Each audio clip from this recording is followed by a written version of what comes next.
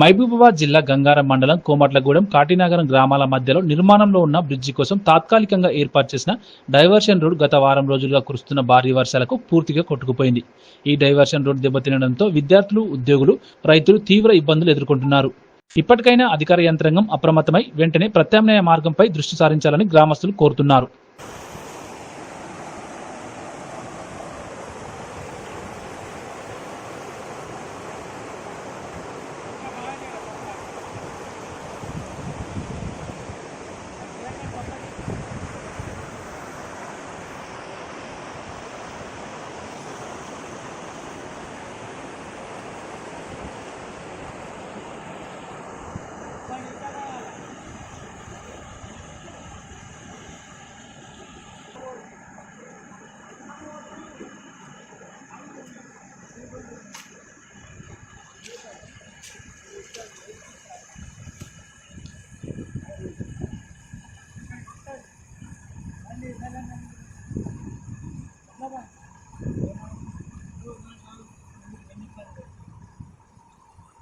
మనిషి నడుచుడే ఇంత గొప్ప వీడు అంతా నడుతుందా ఇక్కడ పడతలేదుగా ఇక్కడ పడతాందా ఒకసారి చూడు మంచిగా చూడు